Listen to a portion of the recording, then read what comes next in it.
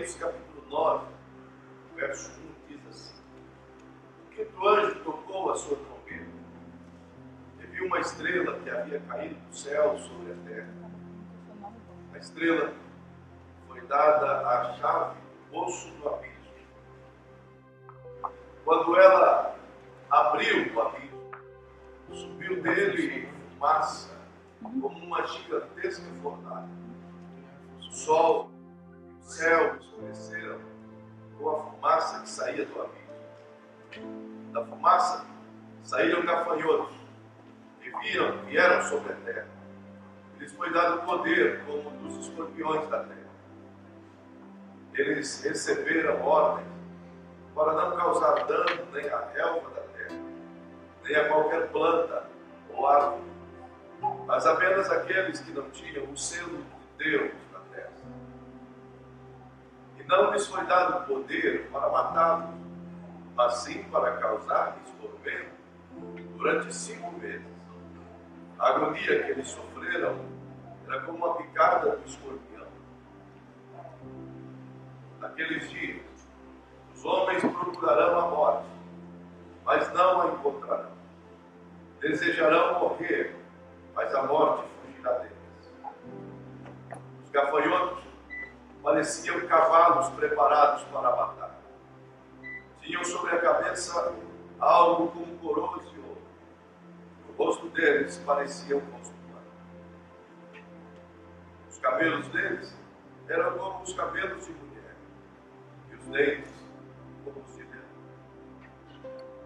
Tinham couraças como couraças de ferro, e o som das suas asas era como o barulho de muitos cavalos e carruagens correndo para a batalha. Tinham caudas e ferrões como os escorpiões, e na cauda tinha um poder para causar tormento aos homens durante 5 meses. Tinha um rei sobre eles, o anjo do abismo, cujo nome em hebraico é Abaddon, e em grego Apolion. O primeiro ai passou, 2 outros ais ainda virão. Amém. Amados, nós estamos sequencialmente falando sobre este livro, sobre os assuntos que este livro aborda.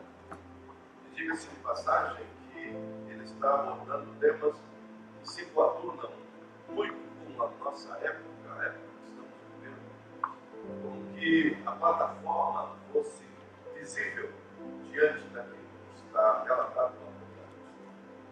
E o que a gente tem aprendido aqui é que tudo aquilo que está exposto nessas palavras não são parábolas, nem histórias, nem contos, nem tampouco ilustrações. Tudo que está exposto aqui são verdades proféticas que estão acontecendo e outras ainda virão a acontecer com toda certeza. O que está revelado no Apocalipse, em momento algum, possui qualquer preâmbulo de parábola ou similaridade com os evangelhos em apenas instruções. Mas o próprio livro do Apocalipse esboça no seu primeiro capítulo, no versículo 3, dizendo que essas coisas que irão acontecer servem para despertar o povo de Deus que crê na palavra, serve para mostrar às pessoas que não conhecem o Evangelho as coisas que virão a acontecer, e principalmente para nos mostrar o cenário profético e como ele está sendo construído para o tempo. E é evidente que nós estamos vivendo um período em que Jesus chama de princípio de dores. Aliás, estamos iniciando esse período. É verdade que já entramos nele, mas ainda não chegamos no ponto culminante. Falta muito ainda para acontecer. Mas depois do princípio de dores, quando a igreja for arrebatada, é o que a gente aprendeu ao longo desses dias. Então inicia-se na terra 7 anos de dor, em uma escala crescente de 21 juízos. Nós já estudamos os primeiros 7, são 7 selos. Estudamos também a segunda parte, que são 7 trombetas. Mas das trombetas, estudamos 4. E hoje estaremos observando a quinta trombeta. Mas depois que terminarmos as 7 trombetas, estudaremos também 7 taças da ira divina. Que significa, portanto, o julgamento final, enquanto que terra. Portanto, ainda tem muita coisa para ser vista. Percebam que quando terminou a 4ª trombeta, há 2 semanas eu fiz isso, então o anjo disse: ai, ai, ai, dos que habitam sobre a terra. Ai é uma palavra de temor daquilo que vem. E ao mesmo tempo, anunciando a dureza das vozes proféticas que vem. Perceba que quando ele anuncia ai, capítulo 8, ele está dizendo que o que vem ainda na outra voz, ou nas outras 3 vozes, vai perturbar a humanidade, vai deixá-la perplexa. E não é para nós, mesmo porque já estavam perplexos com a primeira trombeta que caiu, com a segunda, com a terceira e com a 4ª. A primeira queimando uma terça parte do que é verde. A segunda transformando em sangue uma terça parte do mar. A terceira transformando em águas amargas a terça parte das águas potáveis. A 4ª tornando o sol uma terça parte escura, explodindo uma terça parte do sol, consequentemente uma terça parte do dia. Perceba, isso já é assustador, é tenebroso. Tenebroso porque, se analisarmos apenas sobre o prisma das 4 trombetas iniciais, é tranquilo, dá para aguentar com uma lamparina, ou com uma vela, ou com alguma coisa assim. Mas eles não estão desassociados dos 3 primeiros anos e meio, que foram 7 selos, que você que não pôde participar pode observar nos capítulos que seguem, no capítulo 5 e o capítulo 6 de Apocalipse. O capítulo 5 é a igreja preservada no reino de Deus nos céus. O capítulo 6 é a abertura dos 7 selos. O 7º selo é aberto no capítulo 8 e o verso 5. Portanto, percebam que ao longo desses 6 selos, o 7º abre as 7 trombetas. A terra se torna um caos. Tudo fica bagunçado. Há um terremoto no 6º selo, tão violento, tão dramático, tão terrível, que ele desfaz as ilhas. As ilhas viram pedaços.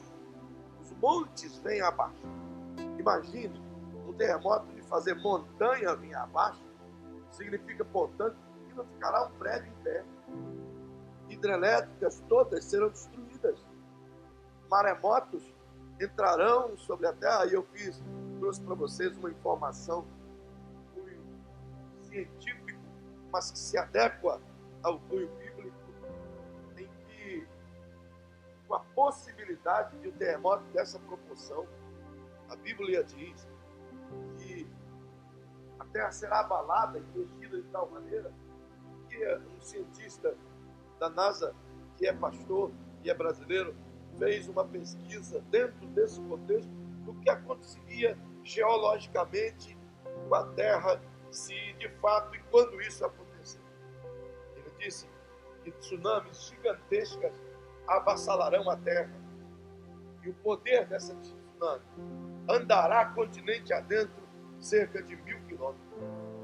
Significa que as águas do mar chegarão até Dourados. Calculem. Eu espero que ela pare no Rio Paraná. Mas diga-se a todos que estão aqui esta manhã que, embora isso seja uma pesquisa, mas o que está escrito na palavra não é pesquisa, é palavra revelada, é o que vai acontecer, é o que está preparado para acontecer. E, gente, creia quem quiser crer, mas a Bíblia, até aqui, não se enganou em uma vírgula. Não houve uma sequer vírgula que pudesse dizer, uau, tem alguma coisa errada. Eu lembro-me que ensinei a vós outros em um tempo passado sobre as 70 semanas de Daniel, sobre o período profético. E eu vos mostrei as profecias de Deus acontecendo ao longo de cada ano, ao longo de cada geração, ao longo de cada história. Então, tudo que ele falou, em tudo, foi fiel. Então, não há de nós ficarmos absurdos com isso que está aqui. Você será? Eu me lembro que há poucos dias atrás, quando falava do terceiro selo, onde aprendemos acerca da mortandade minha, sabe? Falamos da fome, falamos da guerra, dois cavaleiros que estavam armados para gerar mortandade, e o quarto cavaleiro, que é um aspecto de morte, que usa esses dois para poder destruir parte da humanidade. Eu lembro-me que eu disse a vocês acerca de uma palavra que está lá, as feras da terra, onde o texto expressa pequenos animais que transmitem pestes. Falei para vocês do crescimento gigantesco de ratos, que você não consegue ver, mas os centros de zoonoses têm estado preocupados pela proliferação gigantesca desse animal. Perceba que hoje a população de ratos é cerca de 3 trilhões de ratos. Nós temos 7 bilhões de seres humanos. Agora calcule 3 trilhões. É o que tem hoje. Imagine isso daqui a 10 anos. Então a Bíblia está se cumprindo literalmente tudo. Sabe? O tempo de corrupção, como está hoje, tudo isso previsto no contexto bíblico, irmão. Nós deveríamos dar glória a Deus, porque em Brasil Deus está chacoalhando as estruturas e está certo. O Pai vai limpar essa nação por completo. Eu estou certo disso. Portanto, essas coisas que aconteceram, como diz a palavra, é apenas o primeiro ai. E o primeiro ai é mostrado biblicamente no capítulo 9. E é interessante ver o que diz o texto. Observe, a primeira trombeta, João viu uma estrela caindo sobre a terra. Aliás, ele viu muitas delas, como que pequenos meteoritos que incendiaram uma terça parte. Uma grande chuva de meteoritos incendiou uma terça parte de tudo que é verde. Isso você vê no capítulo 8, verso 5 em diante. Logo em seguida, ele vê uma outra estrela caindo como um monte ardendo de fogo. E ele vem sobre o mar e transforma uma terça parte do mar em sangue. Em seguida, ele vê outra estrela caindo. E essa estrela atinge a terra, e ela vai até os lençóis de terra. E transforma as águas potáveis, uma terça parte dela, em água amarga. Quem bebe dessa água morre, está escrito. Nesse tempo, que a Bíblia diz que a água, um copinho d'água em torno de 200 ml, será comercializado, trazendo para a nossa moeda de hoje, por cerca de $200. Então, muita gente vai conhecer. Perceba que agora ele vê de novo uma outra estrela. A quarta trombeta não teve estrela, mas teve uma explosão, nenhuma estrela. Agora a quinta trombeta é outra estrela. Mas ele vê com diferença. Perceba aí na sua Bíblia. Vamos observar. Eu vou pedir para você, Gustavo, querido, colocar na tela o capítulo 9, verso 1, visto que todos possam olhar. Perceba o que esse versículo diz. Ao quinto anjo, com a sua trombeta, quando o toque da trombeta vem, João vê uma estrela que já está caída. Ela já havia caído há tempo. Outras versões diz uma estrela já caída. Quem é essa estrela já caída? O nome dessa estrela aparece lá no versículo 11 do mesmo capítulo, onde ele é chamado de Apolion. Olha lá, de Abaddon no grego, aliás, no hebraico, de Apolion no grego. Ambas as palavras significam destruidor. Então, essa estrela tem um nome. É a estrela caída que um dia perdeu seu principado, a saber, Satanás. Seu nome não era Satanás. Seu nome era anjo de luz. Era um querubim ungido, feito com exclusividade para estar diante do Eterno, ministrando louvores. Ele era, na escala de Deus, após a Trindade, após Deus Pai, Deus Filho, Deus Espírito Santo, ele era o quarto, se fosse assim dizer. Era a quarta pessoa mais importante do reino de Deus. Diz Ezequiel, no capítulo 28 do seu livro, de que ele andava em meio a pedras afogueadas. Significa, na versão hebraica, que ele andava e fazia com que pedras se acendessem em louvor ao Senhor. Os passos dele deixavam as pedras brilhantes. Enquanto isso, elas louvavam a Deus. A roupa dele, segundo Isaías, era um instrumento de louvor a Deus, porque emitia som. A beleza dele era o reflexo da beleza da glória de Deus.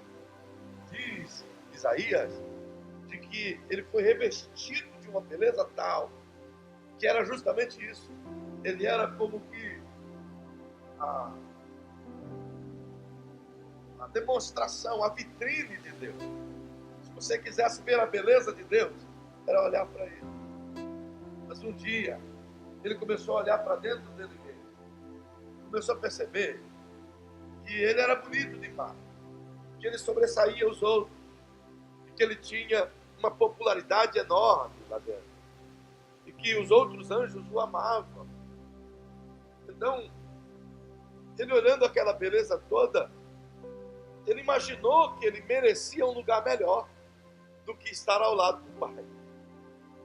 Ele imaginou que estar no colo do Pai, ao lado do Pai, não era suficiente, que ele merecia algo maior. Ele achou que ele merecia o lugar do Filho, o lugar de Jesus. Então, de alguma maneira, cresce no coração dele. E ele precisava ter um lugar melhor. Quem sabe outro reino. Então, arquitetou dentro do seu coração, dizendo: um dia, eu vou construir meu trono acima das estrelas, acima de Deus. Eu vou estar governando. Quando isso aconteceu, Deus não guerreou em nada. Deus não o repreendeu asperamente. Não o condenou às prisões eternas. Absolutamente. Deus simplesmente continuou sendo Deus. Mas o que aconteceu com ele é que o céu é tão justo, tão perfeito, é tão santo, tão inalterável quanto a sua glória, que só o fato de ser achado iniquidade dentro do coração desse anjo já o fez precipitar. Não é necessário guerrear, já o fez precipitar. Então, ele ficou tendo acesso ao trono por muitos milênios. Justamente tem acesso ainda hoje diante de Deus. Você vê como que Deus é. Ele tem acesso. Hoje mesmo, ele pode sair daqui e ir lá na sala do trono do Pai. Deus podia ter cortado. Podia. Podia. Talvez se fosse nós, olha, lá para fora. Mas Deus não. Por quê? Porque Deus é absolutamente soberano. Tudo ele já fez. Então o diabo não pode desfazer nada do que ele já fez. Por que ele vai lá? Nos acusar. A Bíblia diz que ele nos acusa diante de Deus dia e noite. O tempo todo. E o Pai, uma vez que perdoou nossos pecados, se faz de esquecido dia e noite. quê? Porque Deus lançou no mar do esquecimento. É soberano, irmão. Então, já vai lá porque é besta, é teimoso. Vai lá ficar insistindo em uma coisa que já foi. Sabe aquele cara teimoso? Quer colocar o parafuso no buraco que não dá? É aquele cara, não vai nunca. Entretanto, ele conseguiu ser lançado para a terra com uma terça parte dos anjos. Essa é uma terça parte dos anjos. Também queriam um lugar ao sol, um lugar acima das estrelas. Então foram precipitados juntamente com Satanás. Para onde? Justamente para a terra. Por que não foi para Marte? Não, fosse lá para Netuno, para Plutão, tinha que vir justo para cá, irmão. Uma simples razão. Porque estava tudo legal. Enquanto ele estava sozinho, com os anjos, adorando a Deus. A eternidade durou um monte de tempo assim, o reino de Deus. Gênesis 2, 1 a 4, demorou muito tempo assim. Mas então, as coisas que estavam dentro de Deus começaram a acontecer. Deus disse, chegou agora o tempo de fazer meus filhos. E como Deus quis fazer filhos? Perceba a diferença. Reino de Deus, espírito.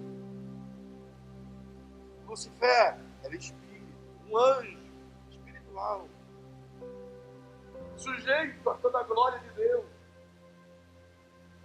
Então Deus diz, vou fazer os meus filhos na terra, mas vou fazer diferente. Está aqui dentro, vou só tirar dentro de mim e colocar para fora. Vou dar a eles a terra para eles reinarem. Quer saber? Vou fazer eles um pouco menor do que nós. Que coisa! Salmo número 8. Deus diz, eu vou fazer os homens um pouco menor do que Deus. O diabo olhou para isso e disse, mas eu estou aqui esse tempo todo e ele vai dar a terra para esses caboclos. Quer saber? Vai não. Ele veio para cá só para observar. Ele podia estar bem feliz lá em Marte, que é bem quente, né? Ele fica bem lá.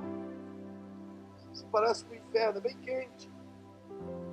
Mas porque você está aqui, ele não se conforma que Deus te ame tanto, que a ponto de Deus saber que Satanás lá na frente ia fazer uma ruptura, e essa ruptura ia atrapalhar toda a criação. Então, em todo esse projeto, Deus te ama tanto que poderia ter apagado o desenho. Se você quiser saber a ideia da criação de Deus, está aí. Provérbios 8, 22 a 38. Você vai ver Deus mostrando como tudo começou. Não é no Gênesis, tem Provérbios. E Deus diz lá, eu tenho um arquiteto, faz um desenho para mim, arquiteto. E o arquiteto faz um desenho de tudo aquilo. Do reino, era só a Trindade. Era só os três, o Pai, o Filho e o Espírito Santo. Então o arquiteto foi e desenhou tudo. Desenhou em duas linhas, uma espiritual e uma física. Na espiritual ele colocou o reino de Deus. Todo anjo, arcanjo, querubim, serafim, eterno. E na linha física, em um tempo futuro, ele desenhou a humanidade. Estávamos lá. Porém, o arquiteto, que é futuro, ele observa que essa criação, em algum tempo, o espiritual vai infringir no físico. Porque no espiritual, um anjo vai cair e vai afetar o físico. Então ele poderia pegar esse projeto, só uma planta. Quando você erra o desenho, o que você faz? Ou quando o teu desenho não está adequado com o que você precisa, mesmo que tu não errou ele, o que você faz? Faz outro. Então ele poderia ter pegado o desenho e ter feito outro. Está escrito, é só um desenho, era só o arquiteto fazendo um desenho, um projeto. Poderia ter feito outro. Mas ele não fez. E ele diz, porque quando eu desenhei vocês, eu já os amei. Então vocês passaram a existir dentro de mim. Ele olhava para aquele desenho e ele dizia. Então imagine, se apagar aquele desenho, ele dizia, ele não vai nascer. Então, calvamos. Só o desenho, mas eu calvamos. Então ele diz, pai, está aqui, vai ter esse problema. Mas eu já resolvi o problema também. Eu coloquei aqui, ó, durante um tempo, eu vou morrer por eles. Eu vou me doar por eles, vou me sacrificar por eles. Vou me entregar por eles e vou restaurar todas as coisas. Então perceba, o reino dele se chama reino das moscas. Se ele pode governar alguma coisa, ele governa sobre mosquito. Portanto, ele é uma estrela caída. Só que aqui, ele vai ter uma liberdade para julgar, para atuar. Não que ele vai julgar, mas como um instrumento do julgamento de Deus. Então aqui ele passa a ser uma ferramenta. Sabe? Deus passa a usar a luta dele, a ira dele, para cumprir a promessa bíblica. Se não, perceba o que vem. O quinto anjo tocou a sua trombeta e viu uma estrela já caída na terra. Foi dada a essa estrela caída uma chave. Por que essa chave? Qual é a ideia dessa chave? Essa chave é a chave de uma prisão. Uma prisão eterna. Uma prisão que não pode ser aberta em tempo algum, senão no dia do juízo.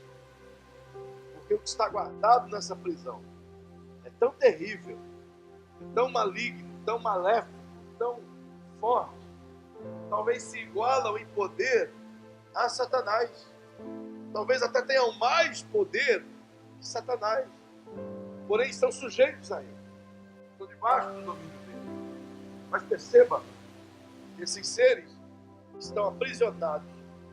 Eles estão uma eternidade aprisionados. Como será que está esses caras lá aprisionados o tempo todo? Imagine o ódio sendo gerado, aumentado ao longo de uma eternidade. Será que estão bravas essas crianças? Vamos descobrir quem são. Põe aí o verso 2 na tela. Filho. Quando ele abriu o abismo, a prisão do abismo, subiu dele uma fumaça, como uma gigantesca fornalha. O sol e o céu se escureceram, como a fumaça que saía do abismo. Abre comigo a tua Bíblia em Judas, eu vou te mostrar quem são esses camaradas. Judas, verso 6. E quanto aos anjos, que não conservaram suas posições de autoridade, mas abandonaram sua própria morada, ele os tem guardado em trevas, presos com correntes eternas, para o juízo do grande dia. Caras que tinham lá em cima o mesmo nível de poder e autoridade de Satanás, mas não guardaram seu domicílio, deixaram lá e vieram praticar iniquidades juntamente com a serpente.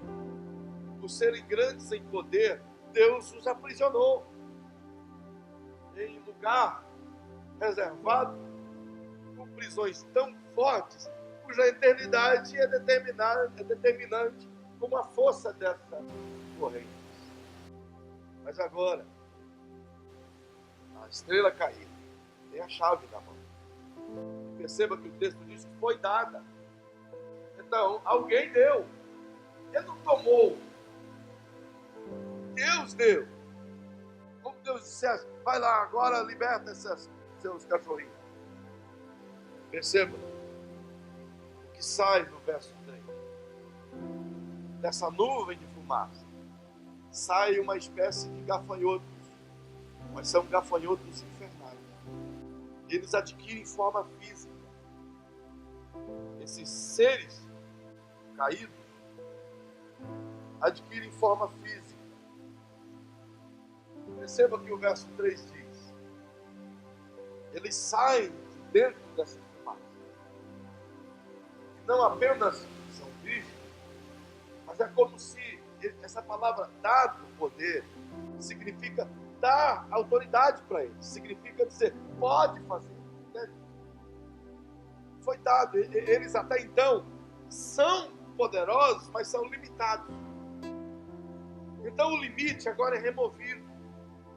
Porque quando o chefe abre, o chefe é que tem o comando sobre ele. Então quando Deus dá a chave à serpente, a antiga estrela caída, ele dá também a autoridade para que estes usem o poder que têm. Então eles se utilizam desse poder, primeira coisa, em forma física. Eles se transformam em ser físico, visível, palpável. Agora perceba que o que eles têm é uma força, um poder como escorpiões. Uma capacidade de ferir como escorpião, de atacar, e de machucar, de deixar doente como escorpião. Mas não são escorpiões, são como que gafanhotos. Você não perceba. Verso 4. Foi-lhes dito que não causassem dano à erva da terra, porque gafanhoto come, evidentemente, que é verde, nem a qualquer planta ou árvore, mas apenas aqueles que não tinham o selo de Deus na testa. E quem é que tinha o selo? Os assinalados israelitas, que Deus marcou no capítulo 7. Porque a igreja já foi. A igreja não está mais aqui. A igreja está nas bodas do Cordeiro. Aqui está aqueles que ficaram, que andavam com os pés tortos. E o dia do arrebatamento chegou e eles ficaram para trás. Estão aqui, junto com os índios, junto com toda essa gente, e junto com os israelitas marcados, nos quais esses caras não podem tocar. Perceba que a sequência de fato é dramática. Pois diz que foi permitido que não matassem essas pessoas, mas que os atormentassem por 5 meses. Não sei se você percebeu, a agonia que eles sofriam era como a da picada de um escorpião. Dizem que a picada de um escorpião, durante horas, alguém aqui já foi picado? Escorpião? Não. Dizem que ela provoca cãibras excruciantes, dores no corpo inteiro. Diz que você tem espasmos, tem convulsões, em alguns casos vem a morte. Mas ela dura cerca de 24 horas. O texto diz que a dor dessa picada vai ser tão agonizante que as pessoas desejarão morrer. Elas vão querer morrer para tirar essa dor. Vão tentar morrer. Vão lutar para morrer. Mas olha o verso 6. Naqueles dias, os homens procurarão a morte, mas não a encontrarão.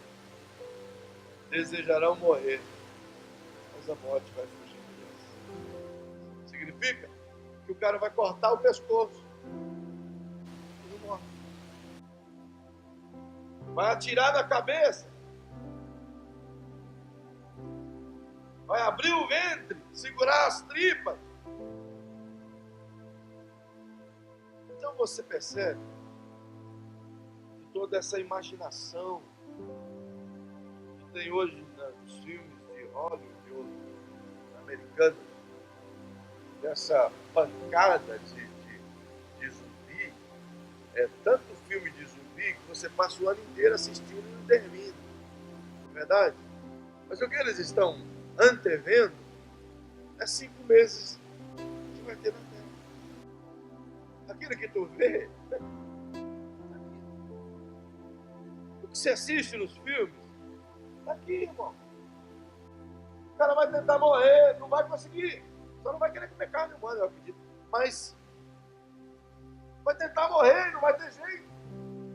Então vai ser 5 meses de mortos-vivos andando sobre a terra. Não é um terror? Não há nada mais triste do que isso. Um cenário desse. Por quê? Porque rejeitaram a vida eterna. Você não perceba. Olha o que Jesus disse, não fui eu. Jesus, no Evangelho de João. Vem comigo, por favor. Evangelho de João, capítulo 16, capítulo 3, verso 16. Porque Deus amou o mundo de tal maneira que deu seu Filho unigênito para que todo aquele que nele crê não pereça, mas tenha a vida eterna. Olha o que ele diz no verso 17.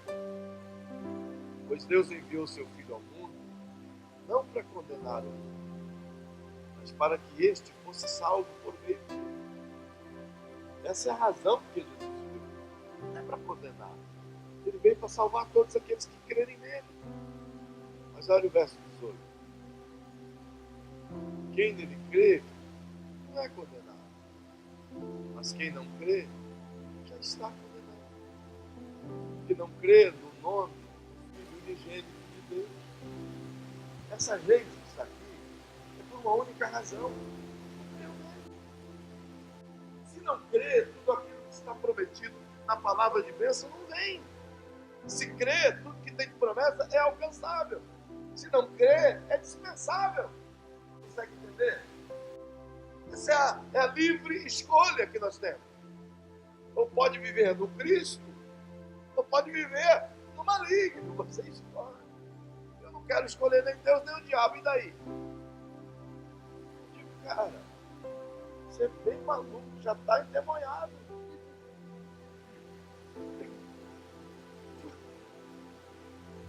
Como? Por que não pode? Por que não pode? Porque a Bíblia diz que a vida provém de Deus. Ele é o doador da vida. Então, se eu deixar o doador da vida, eu abraço a morte. É uma questão de sabedoria, de entendimento, irmão. Eu não preciso ser um expert para entender isso. Minha vida está ligada nele. A Bíblia diz que ele que dá a respiração para mim. É ele que dá, irmão. Ele tira a respiração, acabou. Então eu não tenho como dizer, eu não te quero, porque dizer a ele, eu não quero ficar conectado a ti, é mesmo que dizer, eu não quero viver. O homem não é um animal que foi gerado para viver aleatório. Faz parte de um plano. Então, percebam? E tudo isso que vai acontecer é triste. Não é para nós. É triste, é doloroso, mas não é para você. Sabia? Não é para você, você não está nessa lista. Na verdade, a gente tem que fazer de tudo para não sair da lista de eleito. Perceba que ele não colocou ninguém na lista. Deus nunca fez isso, dizendo, você nasceu para ir para o inferno, você nasceu para ir para o céu. Nunca! É sair de dentro dele, irmão. Ele amou a todos. E seu filho morreu por todos. Ele quer que todos sejam salvos. Todos. Então ele não colocou lá já uma listão daqueles que a picada dos demônios vão vir. Foi uma escolha pessoal. Os caras desejaram viver a vida como querem. Então, receberão a paga daquilo que escolheram. Tudo na vida é uma questão de escolha. As consequências que eu tenho são em razão da minha escolha passada. Perceba que esses seres têm uma aparência horrorosa. Olha o verso 7. Os gafanhotos pareciam cavalos preparados para a batalha. Imagina o corpo de cavalo. tinham sobre a cabeça algo como coroas de ouro. O rosto dessas cabeças, como rosto de homem. Então é um cavalo, um rosto de homem, cabeça de homem. Os cabelos longos, como cabelos de mulher. Só que, então imagine um homem com dentões de leão. Eles eram revestidos como que couraças de ferro, diz João. Quando as asas deles batiam, era como barulho de carruagem, de rodas rodando. Entende? E o casco de cavalo. E a cauda de cada um desses gafanhotos eram como aqueles ferrões do escorpião. Mas eles também têm aguilhões. Eles têm as 4 patas, mas têm também os aguilhões. Verso 11. Você tem uma ideia? A raça de gafanhotos, as múltiplas raças de gafanhotos que existem no mundo, nenhuma destas possui como, por exemplo, uma organização como abelhas ou como formigas. As colmeias são reinos extraordinariamente organizados. Muito organizados. Ninguém toma a função do outro. É bem certinho. Nas formigas também é perfeito. Se a gente quiser estudar um reino, tem que estudar o reino das abelhas para entender. Mas agora você olha, você busca isso dentro das múltiplas espécies de gafanhotos que existem no mundo, você não vai encontrar nenhuma espécie que tenha governo. Gafanhotos não tem reis, não tem rainhas, não tem um comando. Onde parte um, parte 2, parte 3, parte o bando todo. Por isso que eles estão tudo no mesmo lugar, tudo maluco, tudo doido, eles comem tudo. Comem até um ao outro. São terríveis. E a vida de um gafanhoto não dura mais de 5 meses. Eu acho que dura até demais. Tinha que durar um dia. Porque é uma praga. Eu tive a infelicidade de estar no meio de um ataque de gafanhotos no Mali. Irmão, não tem explicação. São gafanhotos assim. Enquanto a gente se protegia, os africanos iam com os sacos pegando. E aquela festa pegando. Para fritar. E a gente se protegendo. Tá, e aqueles bichos de cabelo, ficam ali assim, coisa terrível. Sabe? Não morre você, mas fica com as perninhas roçando você o tempo todo. Sabe? E os molecados, lá não tem nada para eles comerem os gafanhotos, então eles migram de um país para o outro. Foi cair justo no mar. Dançaram. É uma batata frita sem sal. É assim, a única coisa ruim, né, como já disse, é a perninha que desce. Por mais que você mastigue, as garrinhas, sabe, tem que descer com alguma coisa. Se tiver com alguma, sei lá, alguma polenta, vai bem. Aí, mais puro, que a gente comeu, rapaz, aí eu comecei a arrancar as perninhas e começar o corpo. Mal, irmão. Se botar uma maionezinha, então, para matar, só sacode o saco. Sacode o saco, ó, e joga tudo dentro do caldeirãozão assim, de óleo. Tá, aí tira aquele muito assim, e aí coloca nas bacias, a negada vem, e aquela coisa. É uma delícia.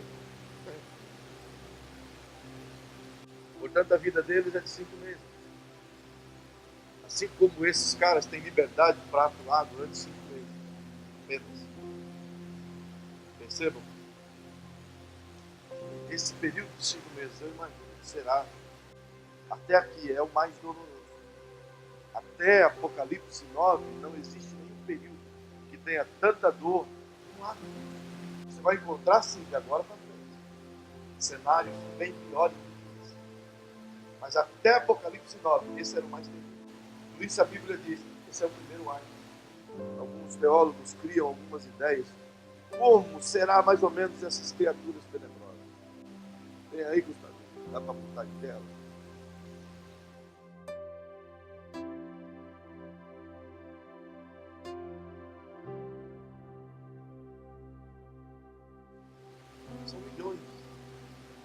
legiões. São demônios. E eles não vão embora. Depois dos 5 meses.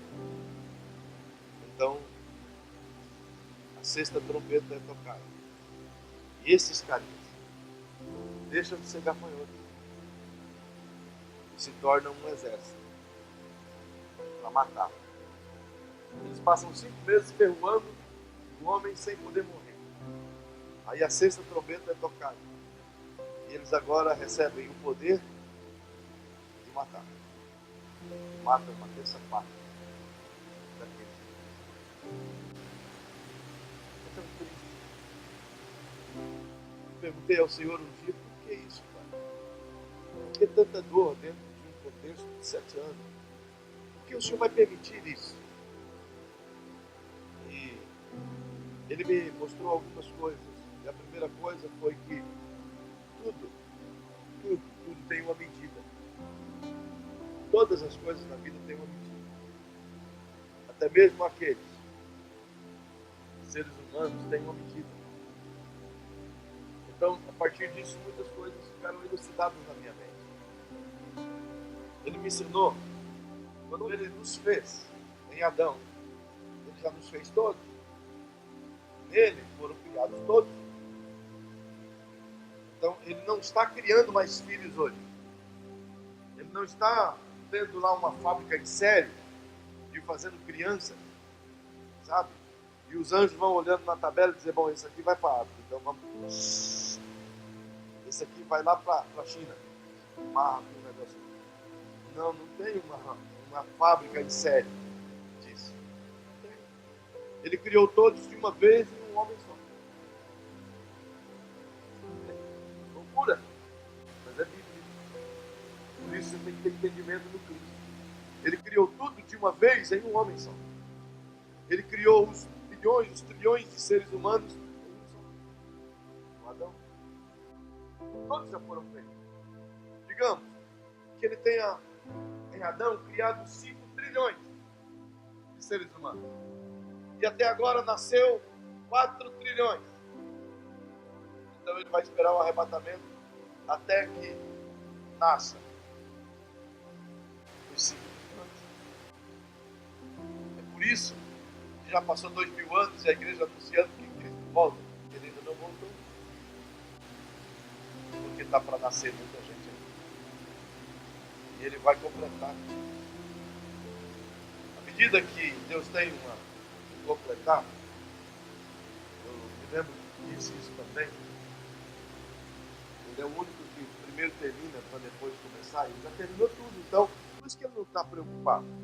Ele não está preocupado, irmão, porque tudo ele já concluiu. Você pode estudar isso em casa, em Isaías 46, verso 9, verso 10, e você vai ver que ele diz, eu terminei tudo primeiro. Agora eu vou começar a fazer. Como que alguém termina uma casa para depois começar a fazer? Não é estranho? Mas ele é, por isso que ele diz, você não vai encontrar nenhum outro Deus dessa terra igual a eu. Eu sou o único assim. Sou o único que posso terminar para depois começar. Eu fiz tudo e agora eu vou começar. Então ele te terminou e depois você nasceu.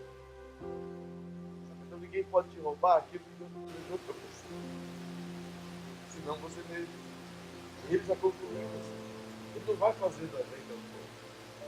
Assim sendo, partindo desse princípio, você vai compreender que tem uma medida para tudo. Então esse tempo de juízo virá justamente porque a medida da iniquidade também chegou. A medida da injustiça também chegou. A medida do pecado também chegou. Desde o primeiro ser até a última taça. Uma após a outra. É um chamado de Deus para arrepender. Você vai ver que Deus diz. Eles não se arrependeram. Antes blasfemaram de Deus. Então a proposta de Deus no juízo é um clamor pelo arrependimento. Para que as pessoas voltem para Ele. O maior temor nosso deve ser o temor de perdê-lo. De estar ausente dele. A gente pode ser arrebatado hoje, eu gostaria. Mas pode ser que nós ainda consigamos ver os nossos netos. talvez alguns pelas suas robustez, possa ver os seus bisnetos. Pode ser. Pode ser que o Cristo demore mais 5, 10, 15, talvez mais 100 anos, 1000 anos. O que importa é que eu tenho que estar nele hoje. Porque a volta dele para mim pode se dar hoje. Eu posso falecer hoje. E se eu falecer hoje, para onde é que eu vou estar? Ou onde eu estarei? Em que direção me levarão ao descanso eterno? Onde para sempre estarei com ele? Ou me levarão ao inferno? Onde também aprisionado serei e ficarei lá reservado para o dia do juízo final. Perceba, isso é terrivelmente doloroso. Porque enquanto a igreja dorme no Senhor, espera o dia do arrebatamento, maravilhoso. O arrebatamento dos mortos em Cristo, os que morreram, mas em Cristo, ressuscitarão e subirão com a igreja arrebatada para os céus. Mas os que morreram sem Cristo continuarão a perecer no inferno de dor por mais 1007 anos. Portanto, como diz o apóstolo Paulo, quem está em pé, cuide para que não caia. Nós que estamos vivos, como disse Jesus, ainda hoje é tempo de entrar pela porta estreita e andar com Ele. Fiquei assustado com uma pesquisa que recebi da OMS, Organização Mundial de Saúde. Está publicada por ela. Uma pesquisa muito forte. E com conceitos de faculdades, como a faculdade lá, a USP, que deu recursos para fazer isso dentro do Brasil. Pra você ter uma ideia, tem página, o índice de suicídio no mundo. O índice de suicídio no mundo e no Brasil. No Brasil, nos últimos 5 anos, a taxa de suicídio cresceu 30%. Hoje, 26 suicídios por dia no Brasil. Entre a idade de 10 e 26 anos. 26 pessoas por dia morrem de suicídio. E essa taxa está sendo colocada por estado. O estado do Mato Grosso do Sul, a escala média por dia é de 8 suicídios por dia. Choque. 8. Isso pesou a minha alma de tanto que você não tem noção. Sentadinhos como vocês estão, eu queria que vocês inclinassem a sua cabeça. Pai amado, em nome de Jesus, estamos aprendendo, Senhor, o tempo do juízo divino. Estamos aprendendo, Senhor, as coisas pesadas e tristes que o mundo há de sofrer. Mas entendemos que nós seremos livres enquanto estivermos contigo. Por isso, essa manhã, Paizinho, que o temor do Senhor invada o nosso coração. Que consigamos ver, Senhor, o nível de fé e relacionamento que estamos tendo contigo. Para que não caiamos no laço do passarinho. Que possamos, sem dúvida, Senhor, estarmos prontos para que, se o arrebatamento for hoje, possamos ir contigo. Mas que, se a morte for o meio usado por ti para nos levar até o Senhor, então que estejamos prontos também. E que entendamos, Pai, que esse é o tempo de viver o Evangelho, buscarmos, acima de tudo, o comprometimento contigo. Esta noite, Senhor, nos ensina mais uma vez. Que a tua palavra nos leve a entender, a caminhar, a fazer com que o teu reino cresça, que os nossos filhos sejam de fato os líderes que esperamos que eles sejam, que os nossos sonhos se realizem neles, que os sonhos deles se realizem nos seus filhos, conforme disseste a Abraão. Eu te peço isso agora, Pai, em o nome maravilhoso de Jesus, que reina para sempre.